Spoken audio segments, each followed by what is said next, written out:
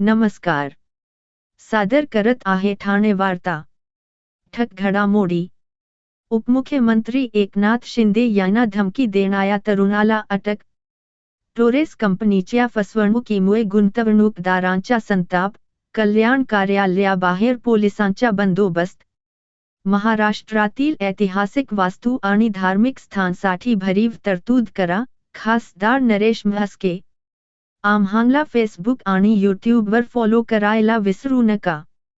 Doctor आणि रुग्णांचं पिढ्यानपिढ्यांचं जिव्हाळ्याचं नातं म्हणजेच डॉक्टर बेडेकर हॉस्पिटल. आता अत्याधुनिक सोयी सुविधा आणि तंत्रज्ञानयुक्त वंध्यत्व निवारण केंद्रात IVF आणि टेस्ट ट्यूब बेबीचीही सुविधा. डॉक्टर बेडेकर हॉस्पिटल, महर्षी कर्वे पथ, ठाणे. 65 वर्षांची निरंतर सेवा. ठाणे वार्ता पहा श्रीस्थानक वाहिनीवर.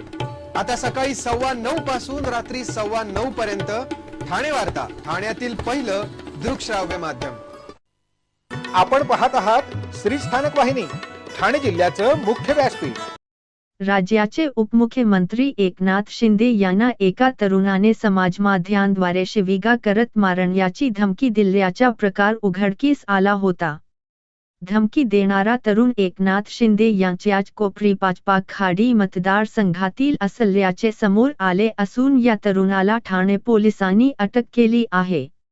धमकी देण्याचे मागचे कारण अद्याप समजू शकलेले नसून पोलीस त्याचा तपास करत आहेत. रविवारी एका तरुणाने समाजमाध्यमांवर एक चित्रफित प्रसारित केली. यामध्ये त्याने उपमुख्यमंत्री एकनाथ शिंदे यांना शिवीगाळ करत जीवे मारण्याची धमकी दिली. ही चित्रफित प्रसारित होताच ठाण्यात शिवसैनिकांकडून संताप व्यक्त होऊ लागला. वाघे इस्टेट भागातील शिवसेना शिंदे गटाचे पदाधिकारी परेश चाके यांच्या शिवसैनिकांनी रविवारी रात्री श्रीनगर पोलीस ठाणे गाठले आणि एकनाथ शिंदे यांना धमकी देणाऱ्या विरोधात गुन्हा दाखल करण्याची मागणी केली. यानंतर परेश चाके यांची तक्रार नोंदवून घेत पोलिसांनी हितेश प्रकाश धेंडे या तरुणाविरोधात गुन्हा दाखल केला. हितेश हा वाघे इस्टेट येथील वारीपाडा परिसरात राहतो. हा परिसर उपमुख्यमंत्री एकनाथ शिंदे यांच्या कोपरी पाचपाखाडी मतदारसंघात येतो. गुन्हा दाखल होताच पोलिसांनी हितेशचा शोध सुरू केला होता. दरम्यान सोमवारी सकाळी पोलिसांनी शोध घेऊन त्याला अटक केली आहे. त्याने असे कृत्य का केले हे अद्याप समजू शकलेले नसून पोलीस त्याचा तपास करत आहेत. पाण्यासाठी अनेक वेळा आंदोलने करूनही ठाणे महानगरपालिका प्रशासनाकडून मुंब्र्यावर अन्याय केला जात आहे. मुंब्रा, कोसाच्या वाट्याचे 17 लाख लिटर्स पाणी चोरले जात आहे, असा आरोप करीत राष्ट्रवादी विद्यार्थी काँग्रेस शरदचंद्र पवार पक्षाच्या राष्ट्रीय कार्याध्यक्षा मर्जिया शानू पठाण यांच्या नेतृत्वात महिलांनी ठाणे महानगरपालिका आयुक्तांच्या दालनासमोर ठिय्या आंदोलन केले. दरम्यान आता आम्ही केवळ गुलाब दिले आहे. आणखी 2 वेळा गुलाब देऊ नंतर रिकामे हंडे फेकू, असा इशारा मर्जिया पठाण यांनी दिला आहे. गेल्या अनेक दिवसांपासून मुंब्रा, कोसा परिसरात पाण्याची प्रचंड समस्या आहे. पाण्याचा पुरवठा सुरळीत करावा यासाठी मुंब्रा परिसरातील नागरिकांनी अनेकदा आंदोलने केली असून पालिकेकडून केवळ आश्वासने दिली जात आहेत. पाण्याचा पुरवठा नियमित होत नसल्याने नागरिकांना चक्क पाणी माफियांकडून पाणी विकत घ्यावे लागत आहे. त्या निषेधार्थ मर्जिया पठाण यांच्या नेतृत्वात हे आंदोलन करण्यात आले. सुमारे 25 ते 30 महिलांनी ठाणे मनपा आयुक्त सौरभ राव यांच्या दालनाबाहेर ठिय्या आंदोलन केले. सुमारे अर्धा तास ठिय्या आंदोलन केल्यानंतर पाणी पुरवठा विभागाचे कार्यकारी अभियंता विनोद पवार यांनी मर्जिया पठाण यांची भेट घेतली. पाणी वितरण व्यवस्थेच्या रिमोल्डिंगचे काम अंतिम टप्प्यात असून ते पूर्ण झाल्यावर पाणी पुरवठा सुरळीत होईल, असे आश्वासन पवार यांनी दिले.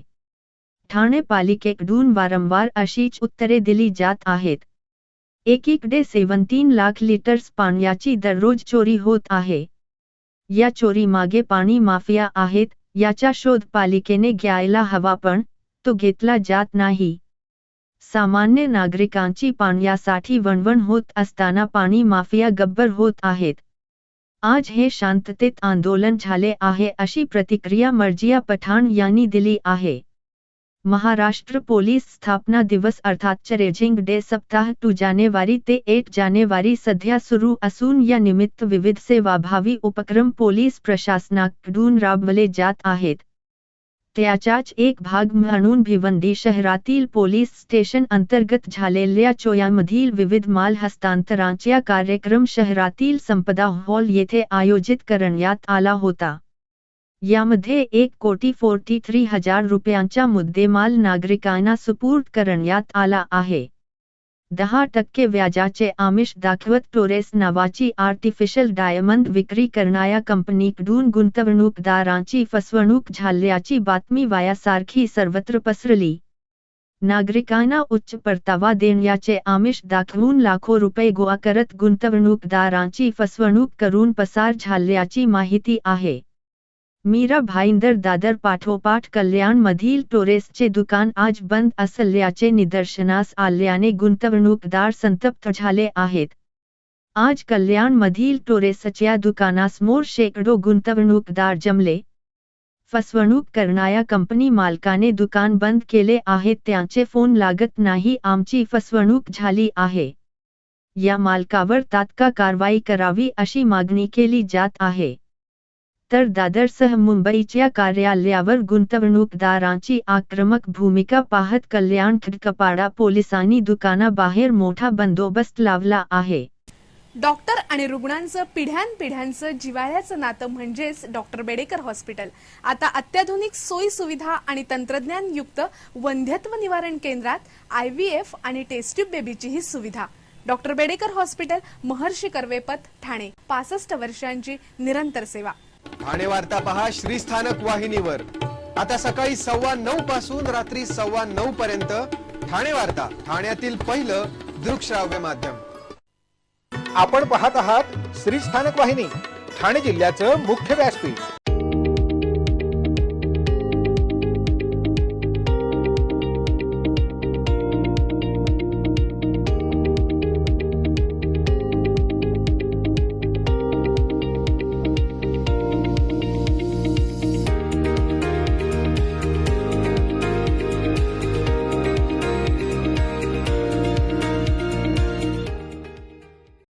स्वयंपाक घरामध्ये गृहिणींना लसणाची फोडणी दिल्याशिवाय जेवणाला चव येत नाही। गेल्या काही दिवसांपासून लसणाचे भाव हे गगनाला भिडले होते। मात्र आता गेल्या 8 दिवसांमध्ये लसणाची भावे कमी झाले आहेत। त्यामुळे स्वयंपाक घरात काम करणाऱ्या गृहिणींना देखील दिलासा मिळाला आहे। APMC बाजारामध्ये गेल्या 8 दिवसांमध्ये लसणाच्या दरामध्ये 50 रुपयांची घसरण झाली आहे। सध्या 220 रुपये किलोने लसूण विकले जात आहेत। पुढील काही दिवस सुद्धा लसणाचे भाव कमीच राहणार असल्याचे व्यापारी सांगत आहेत। महाराष्ट्र राज्याला समृद्ध ऐतिहासिक आणि धार्मिक स्थानांचा वारसा लाभलेला आहे। मात्र महाराष्ट्रातील काही महत्त्वपूर्ण स्थानांचा राष्ट्रीय विकास कामांमध्ये अद्याप समावेश झालेला नाही। महाराष्ट्रातील ऐतिहासिक आणि धार्मिक स्थानांचे जतन आणि संवर्धन करण्यासाठी केंद्र सरकारने महत्त्वपूर्ण स्थानांच्या विकास कामांच्या यादीत समावेश करून भरीव तरतूद करावी, अशी सूचना आज खासदार नरेश म्हस्के यांनी दिल्लीत एका महत्त्वपूर्ण बैठकीत केली।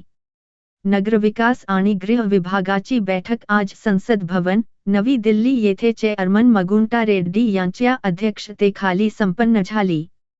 या कमिटीचे सदस्य म्हणून खासदार नरेश म्हस्के बैठकीस उपस्थित होते। देशभरातील ऐतिहासिक स्थानांचा विकास आणि केलेल्या कामांचे मूल्यांकन या संदर्भात पर्यटन, सांस्कृतिक, नगरविकास आणि गृहनिर्माण NBSC आणि NUPCO मंत्रालयातील अधिकाऱ्यांनी बैठकीत सादरीकरण केले। खासदार नरेश म्हस्के यांनी बैठकीत राष्ट्रीय, धार्मिक आणि ऐतिहासिक स्थानांच्या विकासासंदर्भात तसेच पर्यटन वाढीबाबत मुद्दे मांडून चर्चा केली। महाराष्ट्रातील अनेक ऐतिहासिक आणि धार्मिक स्थळे अशी आहेत की ज्यांचा समावेश अद्याप विकास कामांमध्ये केला गेलेला नाही। छत्रपती शिवाजी महाराजांची राजधानी किल्ले रायगड, जन्मस्थान शिवनेरी किल्ला, पंढरपूर, कोल्हापूर अशी अनेक ठिकाणे आहेत ज्यांच्या विकासकामांमध्ये समावेश पुढील काळात करावा व त्यासाठी मोठी आर्थिक तरतूद करण्याची सूचना खासदार नरेश म्हस्के यांनी बैठकीत केली. भारतात 3691 स्थळे ऐतिहासिक संरक्षित स्थळे म्हणून संरक्षित आहेत. यातील अनेक स्थळे राष्ट्राच्या दृष्टीने महत्त्वाची नाहीत, तरी सुद्धा त्यांना इतकी वर्ष ऐतिहासिक वारसा म्हणून ओळख दिली जात आहे. ज्यांनी हिंदुस्थानच्या विरोधात काम केले अशा लोकांची स्मारके सुद्धा संरक्षित स्थानामध्ये आहेत. अशी स्थळे आपण का संरक्षित करत आहोत, असा सवाल खासदार नरेश म्हस्के उपस्थित केला. यापुढे अशी ठिकाणे या यादीतून वगळावीत अशी सूचना खासदार नरेश म्हस्के यांनी केली. कर्नाटकमध्ये कुमटा येथे 2 इंग्रज अधिकाऱ्यांची कबर संरक्षित यादीत समाविष्ट आहे. ज्यांनी आपल्यावर राज्य केले, अत्याचार केले असे लोक राष्ट्राचा ऐतिहासिक वारसा कसा ठरू शकतो, असा सवाल खासदार नरेश म्हस्के यांनी केला. पुरातत्व खात्याच्या जाचक नियमानुसार संरक्षित स्मारकांच्या आजूबाजूच्या परिसरात विकास करता येत नाही. या नियमातही बदल करावा, अशी सूचना खासदार नरेश म्हस्के यांनी केली. प्रसाद योजनेअंतर्गत ज्या स्थानांचा विकास होत आहे त्याच्या पुढे परिचालनाच्या दृष्टीनेही विचार करणे गरजेचे आहे. इको फ्रेंडली व्यवस्थापन तसेच वेस्ट मॅनेजमेंट या दृष्टीनेही विचार करणे गरजेचे आहे. या योजनांमध्ये स्थानिक भूमिपुत्र तसेच नागरिकांचा समावेश करणे गरजेचे आहे. त्यांना रोजगार कसा मिळेल याचाही विचार या विकासकामांमध्ये करणे गरजेचे आहे. धार्मिक पर्यटन ठिकाणांच्या येथे पर्यावरण अटी शिथिल करून पर्यटन धोरण सोपे बनविणे गरजेचे आहे, अशी ही सूचनाही खासदार नरेश म्हस्के यांनी केली. जिल्हा परिषदेच्या वतीने मुख्य कार्यकारी अधिकारी रोहन घुगे यांच्या मार्गदर्शनाने प्रत्येक महिन्यात आनंददायी निवृत्ती वेतन योजना राबविण्यात येत आहे. त्या अनुषंगाने डिसेंबर महिन्यात सेवानिवृत्त झालेल्या अधिकारी व कर्मचाऱ्यांचा सन्मान सोहळा आज जिल्हा परिषदेच्या सभागृहात पार पडला. जिल्हा परिषदेच्या उपमुख्य कार्यकारी अधिकारी सप्र अविनाश फडत्रे यांच्या शुभहस्ते 13 अधिकारी व कर्मचारी यांचा शाल, श्रीफ, सन्मान चिन्ह, पेन्शन आदेश देऊन सन्मान करण्यात आला. आरोग्य, शिक्षण तसेच विविध शासकीय योजना ग्रामस्थांपर्यंत पोहोचवण्यासाठी सेवानिवृत्त कर्मचारी यांनी मोलाचे कामकाज केले आहे. तसेच इच्छुक शिक्षकांनी अनुभवाच्या विद्यार्थ्यांसाठी वेळ खर्च करण्यासाठी शिक्षण विभागात काम करू शकता असे आवाहन यावेळी केले. प्राथमिक शिक्षिका जान्हवी महाक्का यांनी जिल्हा परिषदेत सेवानिवृत्त अधिकारी व कर्मचारी यांचा सत्कार कार्यक्रम नियोजन केल्याबद्दल आभार व्यक्त केले. डिसेंबर महिन्यातील शिक्षण विभाग प्राथमिक 11, सामान्य प्रशासन विभाग 01, आरोग्य विभाग 01 असे एकूण 13 अधिकारी व कर्मचारी सेवानिवृत्त झाले आहेत. मुख्याध्यापक, प्राथमिक शिक्षक, पदवीधर, हवालदार, आरोग्य सहाय्यक पुरुष या पदावरील अधिकारी व कर्मचारी सेवानिवृत्त झाले आहेत. महाराष्ट्रातील भगिनींना आधार देणारी राज्य शासनाची मुख्यमंत्री माझी लाडकी बहीण योजना. या योजनेअंतर्गत अल्प उत्पन्न गटातील 21 ते 65 वयोगटाच्या भगिनींना मिळणार दरमहा 1500 रुपयांची मदत. अर्ज करण्यासाठी 31 ऑगस्ट 2024 पर्यंत मुदतवाढ. कुटुंबाचं वार्षिक उत्पन्न 2.5 लाख रुपयांपेक्षा कमी असलेल्या महिला पात्र. कुटुंबाकडे पिवळं किंवा केशरी रेशन कार्ड असल्यास उत्पन्नाचा दाखला आवश्यक नाही. पांढरं रेशन कार्ड असेल किंवा रेशन कार्ड नसेल तर कुटुंबाचं वार्षिक उत्पन्न 2.5 लाखांपेक्षा कमी असल्याचा दाखला आवश्यक. योजनेसाठीचा ऑनलाईन अर्ज नारी शक्ती दूत ऍप वरून किंवा पोर्टलवर भरता येईल. ज्या भगिनींना ऑनलाईन अर्ज भरता येत नसेल त्यांच्यासाठी अंगणवाडी, ग्रामपंचायत, वॉर्ड ऑफिस, सेतू सुविधा केंद्रामध्ये किंवा आशाताई बचत गटाच्या CRP यांची मदत उपलब्ध. आता आपल्याला अभिमानानं म्हणता येईल, सुखी आणि सुरक्षित आहे माझी लाडकी बहीण. आपण आपले कार्यक्रम किंवा बातम्या आम्हाला ठाणेवार्ता@gmail.com या ईमेलवर कळवू शकता. ठक घडामोडी शेवटी पुन्हा एकदा. उपमुख्यमंत्री एकनाथ शिंदे यांना धमकी देणाऱ्या तरुणाला अटक.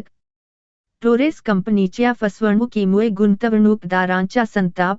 कल्याण कार्यालयाबाहेर पोलिसांचा बंदोबस्त.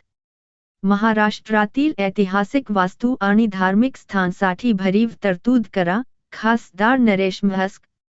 या होत्या ठाणे वार्ता. आपली एखादी बातमी बघायची राहून गेली असेल तर आपण ThaneWarta.in या आमच्या संकेतस्थळाला किंवा आमच्या फेसबुक पेज संच यूट्यूब चॅनेलला अवश्य भेट द्या. तर मग पुन्हा भेटू पुढील बातमीपत्रात फक्त श्रीस्थानक वाहिनीवर.